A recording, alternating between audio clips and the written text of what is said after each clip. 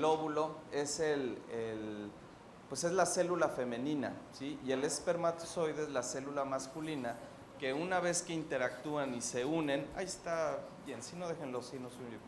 Una vez que interactúan y se unen, que el espermatozoide se adentra en el interior del óvulo, empieza a ocurrir un evento interesante en la membrana del óvulo que impide que una vez que entra un espermatozoide se sueltan sustancias de la capa externa del óvulo que alejan ya los espermatozoides que venían en camino, de tal manera que se fuera seleccionando la entrada de un solo espermatozoide. Sabemos que no es la excepción, pero generalmente ocurre así. Cuando entran dos espermatozoides, lo que ocurre es que nacen dos bebés, ¿sí? Entonces, este elemento es fundamental para comprender cómo el proceso inicial va siendo selectivo. Estas son imágenes también increíbles, donde se ve cómo todo el contenido genético de la célula del espermatozoide se empieza a organizar a modo de que se empiecen a formar los bien conocidos 23 cromosomas, que es la mitad del material genético que tiene cualquier ser humano. Aquí está el del esperma, y también se empiezan a organizar los 23 cromosomas del óvulo, que es la célula obviamente de la madre. Y estos a su vez se van uniendo a través de líneas, ¿sí?, que son microtúbulos que los van organizando a modo de que estos dos elementos genéticos empiecen a organizarse y unirse como tal, ¿sí? Empieza a haber un intercambio genético de toda la información, y es a partir de este momento cuando existe un nuevo código genético único, y que nunca más en la historia de la humanidad, seguramente por cuestión estadística, se va a formar un código genético igual al de otro ser humano. Por eso ninguna de las personas, aunque sean gemelos, son iguales. Esto solamente ha ocurrido en este momento en las primeras 24 horas de vida, ¿sí? Es interesante saber todo lo que ocurre, y esto ha sido a través de múltiples estudios, a través de la ciencia, que nos ha dado pie a que si este proceso de desarrollo lo dejamos, lo mantenemos, pues lo que va a ocurrir necesariamente es el nacimiento de una persona, ¿sí? Sabemos bien que en este sentido la formación de esta célula es bien interesante, como una vez que se forma la primera célula, que es la que acabamos de ver en esa interacción de los cromosomas, viene la siguiente división celular, y así consecutivamente, para ir formando la estructura de un nuevo ser humano. Vemos acá cómo una vez que se divide esta célula en dos, esta célula de aquí arriba, ¿sí?, es la que va a dar origen a la formación del embrión, y la célula de aquí abajo es la que va a dar origen a la formación de la placenta y los demás tejidos. Ya es a partir de la primera división celular cuando ya se determina propiamente lo que va a ser placenta y embrión. Y así sucesivamente esta célula se divide y ya no va a formar parte de placenta, va a seguir formando parte de embrión. Y esa célula a su vez en cuatro, pero una vez que hay 4 células, por poner un ejemplo, cada una de esas células ya tiene una función específica. Una de ellas va a ser la que va a formar, por decir, el sistema nervioso. La otra es la que va a formar el tejido óseo, ¿sí? La otra es la que va a formar, por poner otro órgano, el corazón, ¿sí? ¿Qué quiere decir? Que ya al existir esas células, estamos hablando que existe la célula del sistema nervioso. Y por lo tanto, ya hablamos de que ya está el sistema nervioso. Si está la célula que va a favorecer el desarrollo, ¿sí?, de los huesos, quiere decir que ya está el sistema esquelético, ¿sí? Por lo tanto, aquí también podríamos decir, viéndolo desde esa fuente, que aquí ya está una persona humana. La siguiente. Y esto pues ya está dividido apenas desde las primeras horas de vida de cualquier persona. Si yo les preguntara a ustedes, ¿ustedes saben o está reportado desde la ciencia que alguien, fruto de la unión de una mujer y de un hombre, ¿sí?, le nazca una plantita o un perrito, levante la mano. O que haya sabido algo así. O a lo mejor un ser superdotado, ¿no?, extraterrestre, sí, algo extraordinario. Pues nunca ha ocurrido en la historia de la humanidad. O levante la mano, ¿quién de ustedes, de los que estamos aquí presentes, nunca pasó por este estadio anterior? ¿Quién de ustedes nunca pasó por esto? Levante la mano. Y que lo pueda demostrar científicamente. ¿Quién de ustedes sí empezó por este estadio? ¿Quién sí? ¿No todos? A ver, ¿quién no? ¿Quién dice, yo no? Levante la mano. Digo, no seamos tibios, es sentido común. ¿Quién sí pasó por acá? Bueno, veo que no todos levantaron la mano. No sé, pero por sentido común esta pregunta se le ha hecho a niños, ¿sí? Niños de 6, 7 años, porque también he dado pláticas a niños y adultos. Cuando a un niño se le hace la pregunta, ¿sí?, todos inmediatamente por sentido común levantan la mano al decir, sí, yo pasé por esto, ¿sí? Por lo tanto, en el desarrollo, ¿sí?, de la persona no existen saltos cualitativos. Para quien no haya querido levantar la mano, todos, por lo que veo más o menos por acá, estamos como aquí, ¿no? Más o menos. ¿Quién no pasó por esta etapa? Levante la mano. ¿Quién no pasó? ¿Quién no fue niño? Todos fuimos niños, ¿sí? Ahora, somos este niño, ¿sí?, la misma persona que somos acá. ¿Somos la misma persona? ¿O somos ya, no sé, algo diferente? No, somos los mismos. Igual lo seremos cuando seamos ancianos. Por lo tanto, también fuimos los mismos, ¿sí?, desde esta etapa. Es innegable. Es un concepto sumamente sencillo, pareciera ser simple, pero que tiene alto valor científico porque es claramente demostrado. Si nos vamos a los detalles y condiciones mucho más complejas y todo para tratar de darle sustento a eso, existe la evidencia científica en ese sentido. Pero es muy fácil entender lo lógico desde un concepto simplemente lógico, ¿sí? Por lo tanto, no podemos negar el carácter, ¿sí? ¿Este es un extraterrestre o una persona? Es caballito, changuito, es una persona. ¿Y ha sido persona siempre o de repente se convirtió en persona? Siempre. ¿Esta no era persona? Sí, porque hay hasta alguien que hoy en día hasta defiende el infanticidio, ¿sí? Pues no podemos negar el carácter humano de este proceso de desarrollo natural que todos los seres humanos hemos tenido y seguiremos teniendo. Nadie puede tener un salto cualitativo en este concepto. Vamos a hablar sobre algunos pronunciamientos para tratar de profundizar un poco más estos conceptos. Hay quien dice, a las 12 semanas el embrión carece de sensaciones, dolor, sufrir, gozar, por un desarrollo incompleto del sistema nervioso, ¿sí? O sea que no sufrirá de dolor, sufrir, gozar, que no hay sensaciones, ¿sí? Miren, si esto fuera cierto, diríamos que el experimentar dolor, sufrimiento o gozo hace un ser, un ente, un individuo biológico. Si esto fuera cierto, no lo serían entonces las personas con anestesia general, coma profundo y algunas enfermedades neurológicas.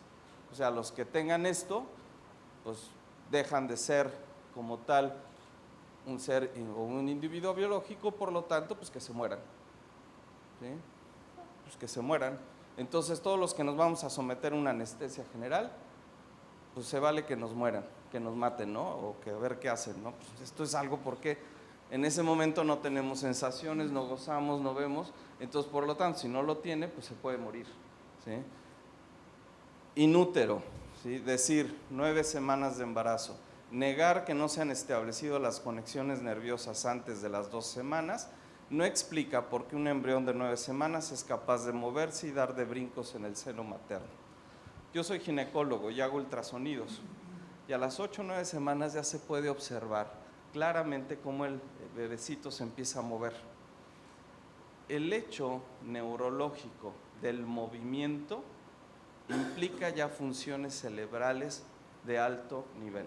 Eso no lo pueden negar los neurólogos, eso está más que establecido. Habla ya de un desarrollo del sistema nervioso central, cerebral y periférico. Por lo tanto, habla de que este proceso de desarrollo de conexión y de desarrollo nervioso ya existe y está presente, ¿sí? Si no, no podría darse físicamente esta condición del movimiento. Esto es algo que está más que demostrado. Y se ha buscado con más detalle tratar de indagar esta serie de elementos. Por ejemplo, se han encontrado ya sensores, desarrollo demostrado, cutáneo, sensorial, a nivel periolar, a partir de las 7 semanas de embarazo, ¿sí? Y esta es completa, totalmente desarrollada, a partir de las 20 semanas. Pero en manos, por ejemplo, ya a partir de las 10 semanas, a nivel abdominal, etcétera. Todo es un proceso complejo de desarrollo, pero que ya está presente desde etapas muy tempranas. Otro comentario, ¿sí? Decir, es mi cuerpo, yo decido, ¿sí? Cuando hablamos en este contexto, ¿sí? Cuando se está formando un bebé, necesariamente hablamos, como ya lo vimos, de la entrada de un espermatozoide con un óvulo, de una célula de la mamá y de una célula del papá. Y esto necesariamente va a dar lugar a la formación de una vida humana como tal, que tiene un sistema de defensa diferente al de la madre, tipo de sangre incluso puede ser diferente al de la madre y con una información genética totalmente diferente a de la madre, ¿sí? Cuando hablamos de que a una persona le sale un tumor, estamos hablando de células propias del organismo, o sea, mi cuerpo pues produce el tumor, ¿sí?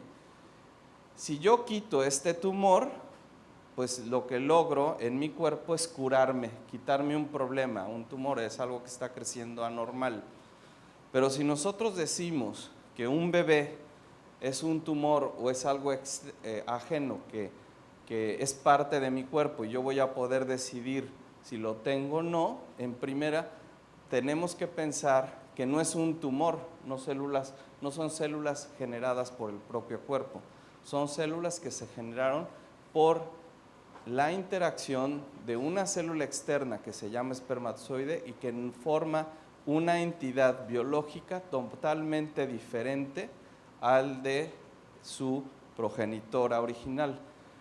En ese sentido, también es importante decir, es que todos los seres vivos dependemos de un macroambiente, ¿sí? Si yo, por ejemplo, digo, este embrión necesita vivir, pues sí, necesariamente requiere de agua, que lo transmite el cordón umbilical, aminoácidos, sangre, para que este bebé pueda seguir creciendo. ¿En dónde? En el interior de la madre. Es dependiente de estos elementos biológicos para que pueda vivir. Ningún ser vivo es independiente totalmente. Es como si nosotros metiéramos en un frasco a una persona y le quitáramos todos los elementos de agua, nutrientes, etcétera. ¿Qué le pasaría? Pues al poco tiempo va a morir. Es más, si lo dejamos totalmente sellado y hermético, fallecería al paso de unos cuantos minutos. Si a nosotros en este momento nos encierran en este cuarto, nos restringen el flujo de oxígeno, de entrada de aire, y nadie nos da de comer, incluso si hace falta aire, a las pocas horas seguramente todos falleceríamos. O sea, no existe como tal una vida totalmente independiente, tanto inútero como extrauterino, ¿sí? Entonces no podemos decir en este sentido que el embrión, ¿sí?, al no ser independiente, pues por lo tanto no es un ser biológicamente que merezca cuidado, respeto y todo, porque todos los seres biológicos lo somos. Y tan independiente es que el embrión no requiere necesariamente del útero para poder vivir y desarrollarse. Voy a citar algunos ejemplos que más adelante serán quizás ocasión de debate también, pero aquí lo ejemplificamos en otro sentido. Si se forma la unión de un óvulo con un espermatozoide y nosotros lo sometemos a una técnica de fertilización in vitro, va a continuar su proceso de desarrollo esta vida humana sin la necesidad de que en ese momento cuente, ¿sí?, con la vida intrauterina o intracorpórea de su madre como tal. Y tan es así que hay casos de vientres subrogados donde no es propiamente el cuerpo de la madre y puede el embrión, por su independencia, mantener su desarrollo y autoconstruirse también. O sea que no es necesariamente una condición interna en desarrollarse intrauterina como para favorecer el desarrollo del embrión. Esto lo quiero ver en el sentido de que la vida, ¿sí?, del embrión es autónoma, independiente, lo único que requiere es propiciarle los medios para su desarrollo, como también nosotros desde que nacimos, fuimos niños y hemos crecido, también requerimos los medios para nuestro desarrollo. Por lo tanto, aquí se consolida el concepto de la autonomía y de la independencia. Por lo tanto, decir, el bebé no es parte de mi cuerpo, está en mi cuerpo, es diferente, y no puedo decidir por la vida de un ser humano independiente. Otro de los elementos importantes, también se refiere, sí, a ver si lo podemos cerrar, aborto legal, aborto seguro, ¿sí? Vamos a ver algunos datos, ¿sí?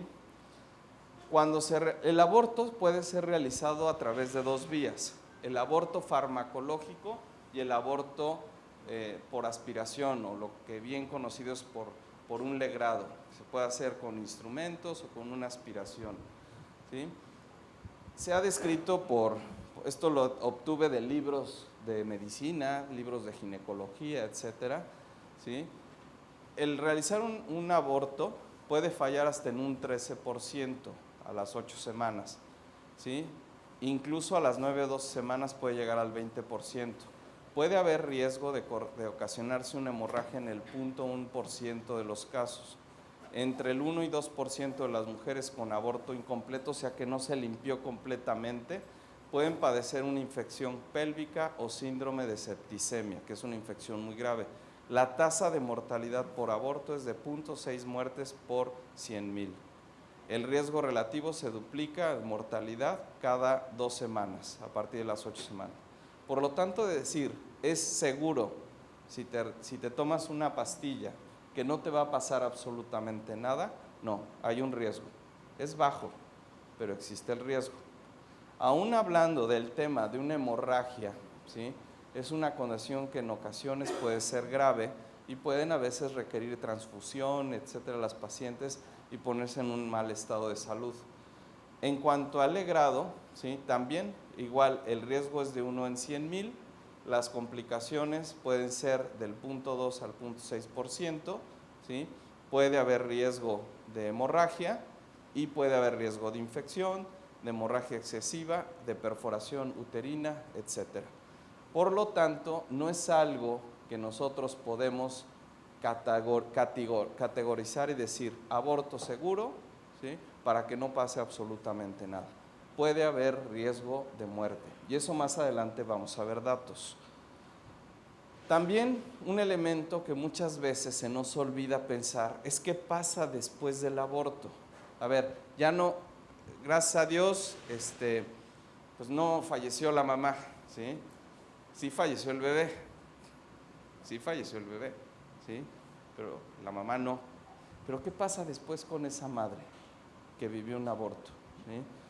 Aproximadamente las mujeres que se habían sometido a un aborto experimentaron un 81% de más riesgo de problemas de salud mental. Y dentro de ellas hay una gran cantidad de variantes, ¿no? Estrés postraumático, síntomas de hiperactivación, reexperimentación y evitación, etcétera. Hay un buen porcentaje de mujeres que viven esta condición de diferente manera y que son mujeres que requieren en muchas ocasiones ser atendidas, ser cobijadas, ser atendidas, porque están realmente muchas veces viviendo esta experiencia, que incluso hay casos que transcurren años y no pueden liberarse del peso de haber vivido una condición de este tipo, ¿sí? Esto es algo que lo sabemos con mucha seriedad los profesionales de salud, orientadores familiares y todo, que con frecuencia van reportando condiciones que a veces llevan arrastrando muchas mujeres. No podemos olvidarnos de este tema. Otro comentario se dice: conviene legalizar el aborto por el número de mujeres muertas por abortos clandestinos.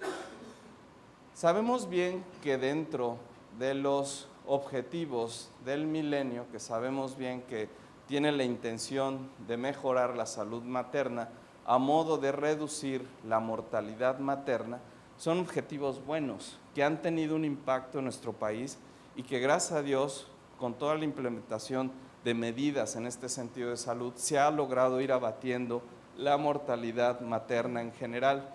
La mortalidad materna, en términos generales, es aquella que ocurre en los primeros 42 días a partir de que se resolvió el embarazo. O sea, fue un aborto, un parto, una cesárea, lo que sea, y en esos primeros 42 días, si existió una muerte, ¿sí?, eso se cataloga como mortalidad materna. Aquí nosotros vemos unos datos del Consejo Mexicano de la Familia, ¿sí?, donde tomaron datos del INEGI y mostraron cuáles son las causas de muerte, ¿sí?, en general en las mujeres. Vean ustedes, esto fue en el año 2016, y aquí vemos las causas de mortalidad materna.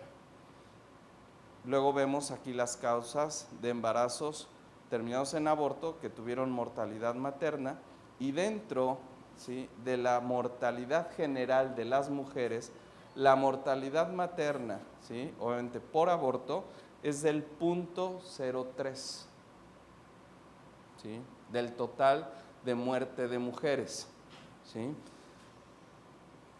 Nada más para que no nos olvidemos de este dato. Y fueron 812 mujeres las que fueron reportadas como mortalidad materna, y fueron 76 mujeres las que murieron por aborto.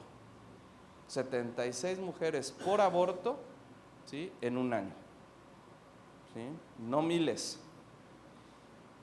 Sin embargo, nosotros nos dimos a la tarea en el Centro de Bioética de revisar de datos del INEGI cuál es la mortalidad por aborto de mujeres en un periodo largo de estudio, y encontramos estos datos. Hicimos una revisión sistemática del 2002 al 2017.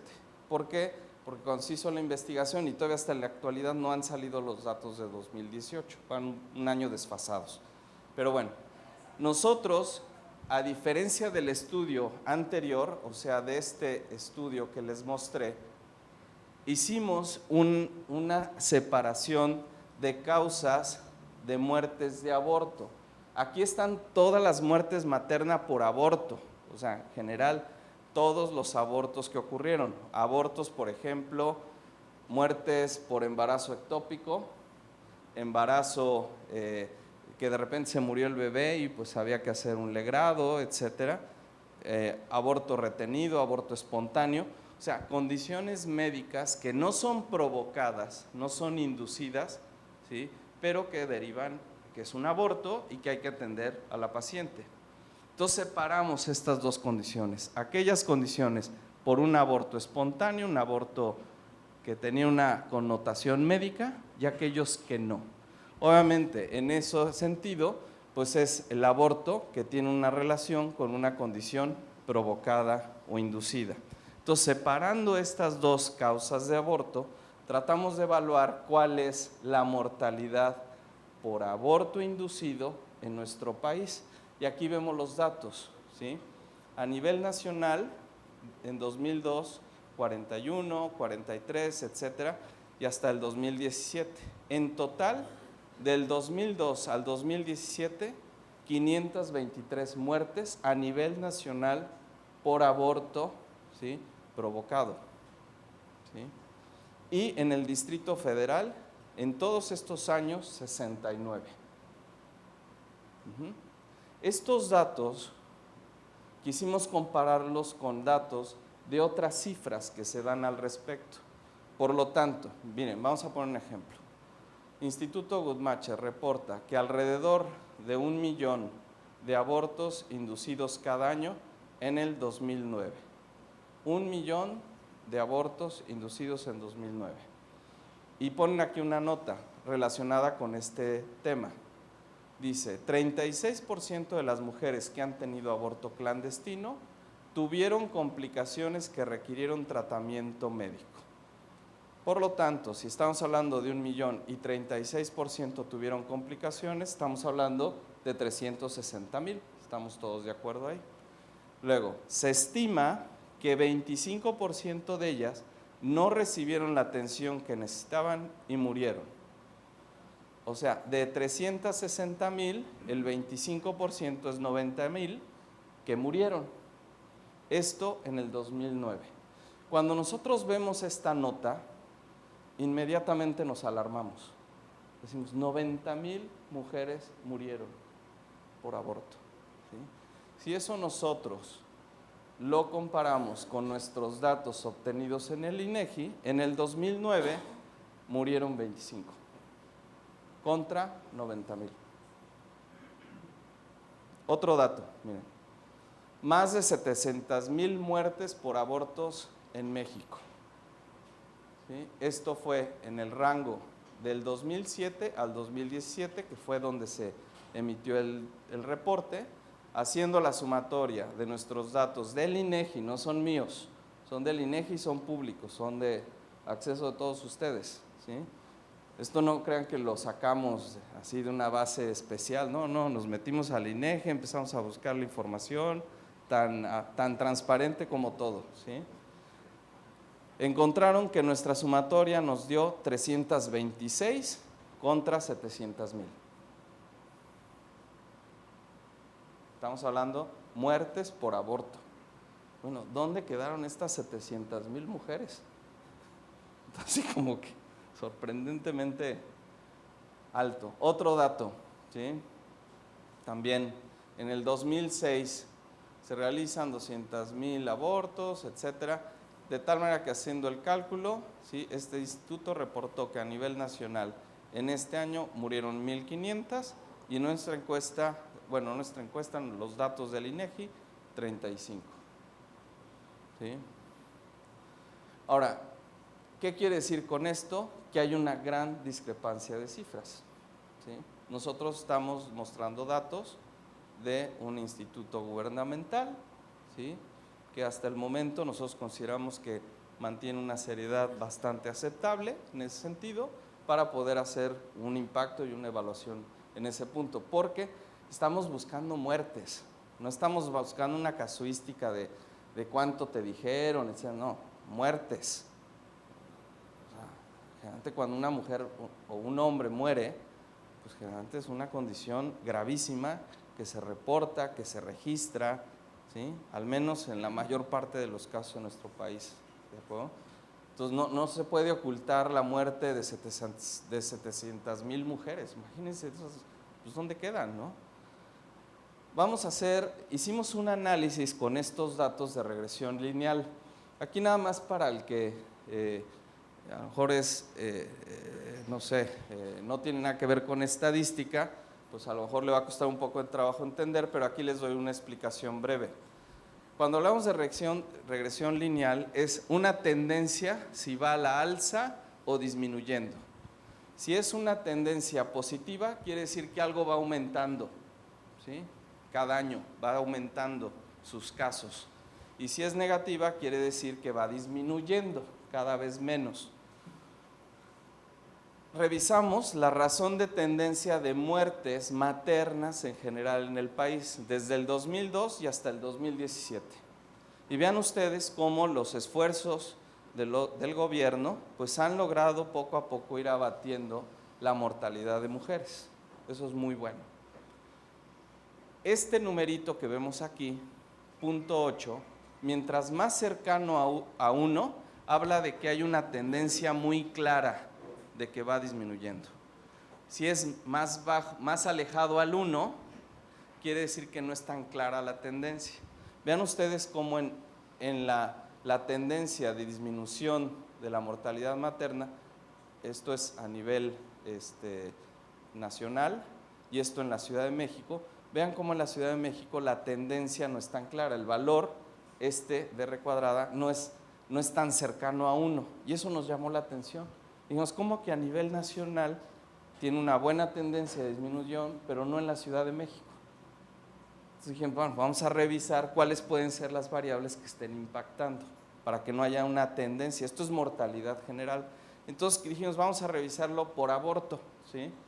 Vean la tendencia de reducción de mortalidad por aborto a nivel nacional, aún así mantiene una tendencia negativa, vean la línea, o sea, cómo va disminuyendo la mortalidad materna, pero vean en la Ciudad de México, se mantuvo plana,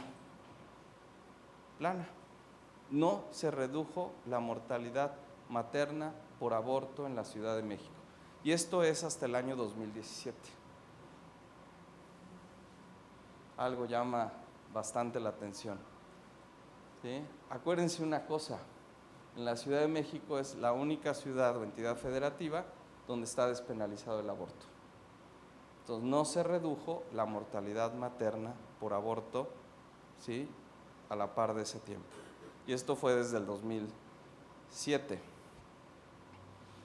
Dicen, una de las principales causas de muerte materna es el aborto, ¿sí? Hay quien dice que es la cuarta causa, abortos peligrosos. ¿Pueden apagar la luz, de favor? Abortos peligrosos, cuarta causa de mortalidad materna.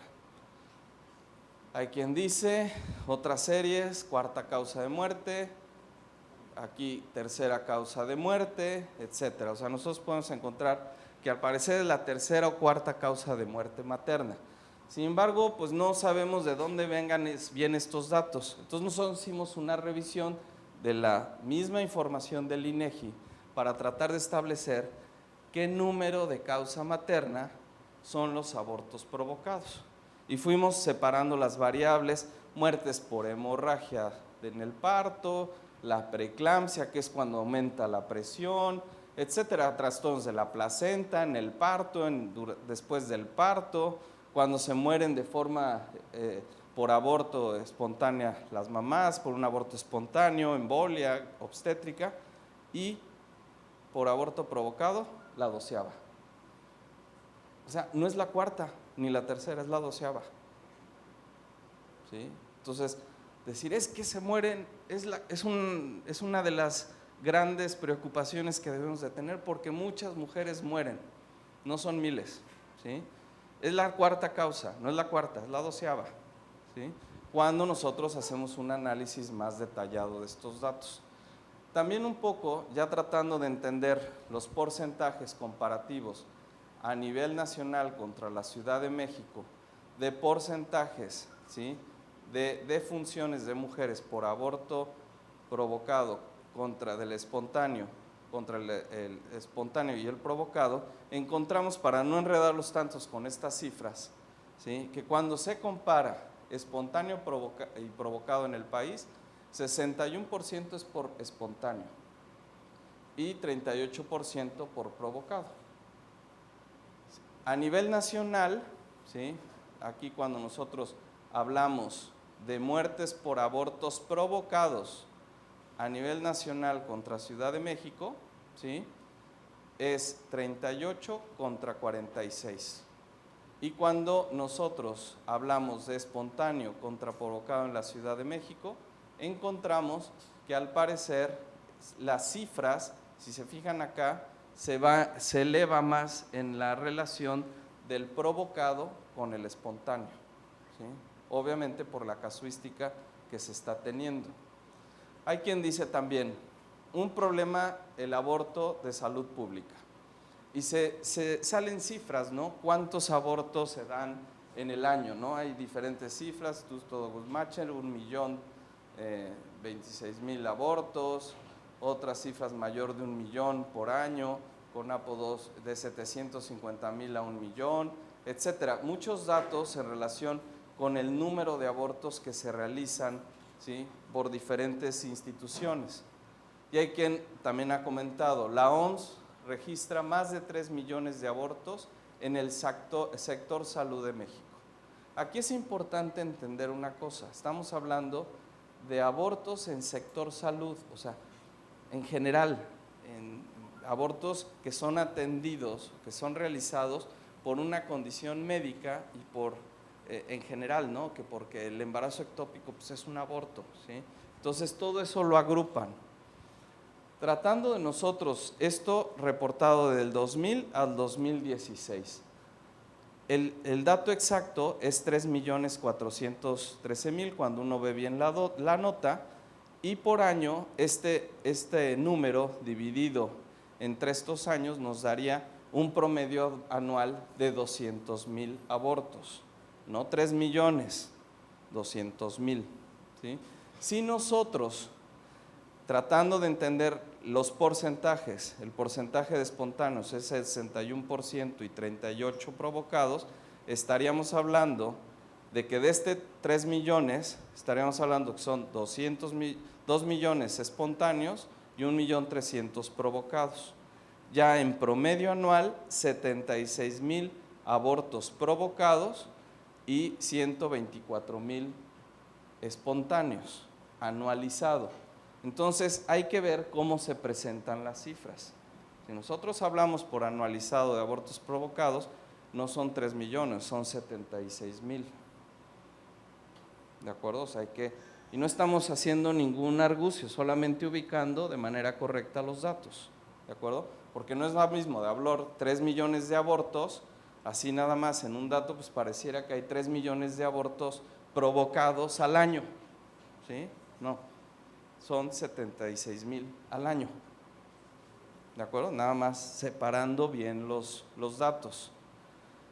Para eso nosotros tratamos de indagar y rebuscar un poquito más la información y dijimos, bueno, vamos a investigar todos estos datos para ver realmente cuántos abortos se están presentando por año, ¿sí?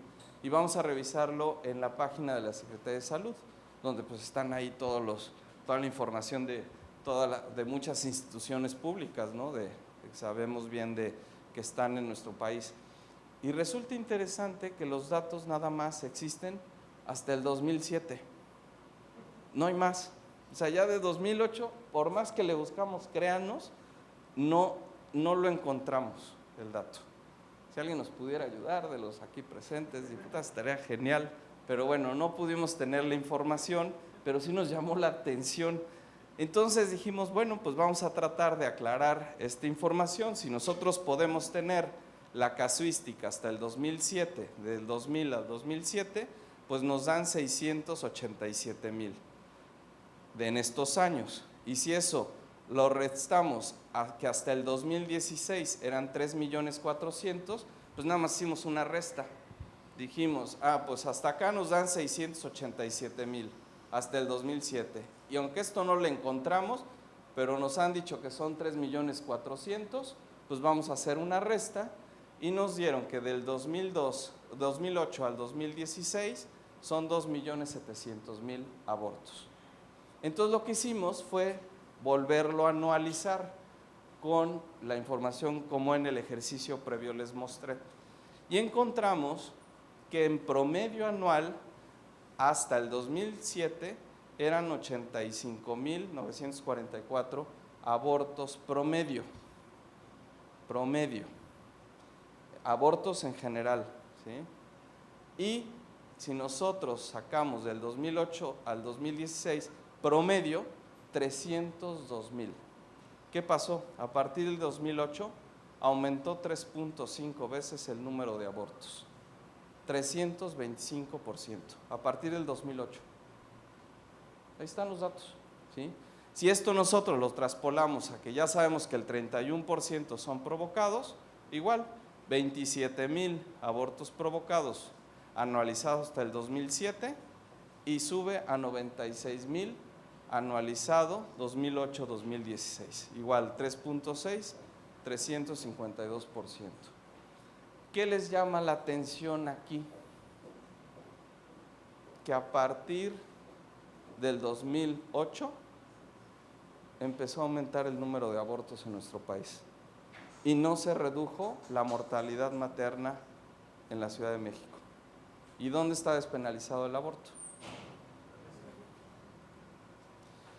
Lo que sí sabemos es que el ILE, ¿sí?, ha reportado 212,000 prácticas de aborto, ¿sí?, del 2007 hasta este año, y han reportado 0 muertes. 0 muertes, ellos han reportado. Pero si nosotros nos vamos nuevamente a nuestra tabla que encontramos del INEGI, ahí teníamos un apartado de las muertes ocurridas en la Ciudad de México. Aquí están. Esas se las mostré y se las voy a regresar para que quede bien, bien claro. Se las voy a volver a mostrar, que tenemos aquí la tabla. Aquí están, muertes por aborto en la Ciudad de México. Hicimos la sumatoria y estos son los datos que más adelante les estoy mostrando. Y vemos cómo existieron 42 muertes. ¿Sí? O sea, hay 42 mujeres que murieron, ¿de acuerdo? Ahora, esto lo quiero traspolar un poquito a un caso que hace muchos años ocurrió en los Estados Unidos, ¿sí? Sabemos que desde el 73 está aprobado el aborto y en 1989 se reportó que no hubo muertes por aborto en este estado de Maryland. No, ninguna mujer murió. Sin embargo, realmente existieron 4 muertes, porque esto es algo que después se supo, ¿sí? Murieron estas 4 mujeres, ¿sí? Y se habían reportado 0 muertes, ¿sí? O sea, quiere decir que hasta en un país como Estados Unidos llega a ocurrir este tipo de situaciones, donde no se reportan la muerte por aborto y se da, ¿sí? Por ejemplo, este caso por una hemorragia, ¿sí?, por la perforación del útero, esta mujer quedó cuadriplégica y murió después, ¿sí? Y estas pues no reportan bien, pero también murieron por complicaciones del aborto estas mujeres. También otro estudio que se realizó en Estados Unidos, ¿sí?, encontraron y analizaron qué relación podía tener el parto y el aborto, dependiendo de lo que ocurriera, con el curso de la vida de estas mujeres que habían tenido aborto y que habían tenido parto, ¿sí? Y se encontró que aquellas de aborto tenían más riesgos de terminar su vida en homicidios, suicidios, accidentes, drogas o violencia, ¿sí? Cuando hablamos en función de riesgos, mientras es mayor de 1, quiere decir que es más veces el riesgo, y cuando es menos de 1 es protección. Cuando fue parto, hablaba de protección para homicidio, protección para suicidio, protección para accidentes y protección para violencia. Drogas no está reportado, ¿sí? Es de llamar la atención esta serie de comparativos, ¿sí?, sobre condiciones que ya son ajenas propiamente al aborto, pero es que indirectamente guardan una relación. Y aquí les puedo traer un dato que no es de Estados Unidos, sino es de México, ¿sí? Tasa nacional de defunciones femeninas con presunción de homicidio, ¿sí? Vean cómo venía la estadística, disminuyendo. ¿Y qué pasó? 2007, ¡pum!, se dispara. No sabemos si sea por eso o no, pero esto existe, ¿sí? Y estamos todos muy preocupados por esta condición, ¿sí? Hay otros estudios que se han realizado en función de cuáles pueden ser los factores que condicionan la mortalidad materna en nuestro país. Mortalidad materna en general, ¿sí?, no nada más de aborto, ¿sí? Esto lo estudió un grupo chileno y encontró que las variables que realmente tienen impacto en pro de la salud materna de la mujer y que requieren ser atendidas son estas: escolaridad de la mujer, atención obstétrica de emergencia, cuidado prenatal y atención profesional, agua potable y drenaje, embarazos de alto riesgo y bajo peso al nacer, violencia contra la mujer, fecundidad y postergación de la maternidad. En ningún momento está incluyendo, ¿sí?, un factor que haya que atender, despenalizar el aborto para que ya con eso se abata la mortalidad materna. Y estos son problemas, señores diputados, que realmente nuestro país necesita atender, ¿sí?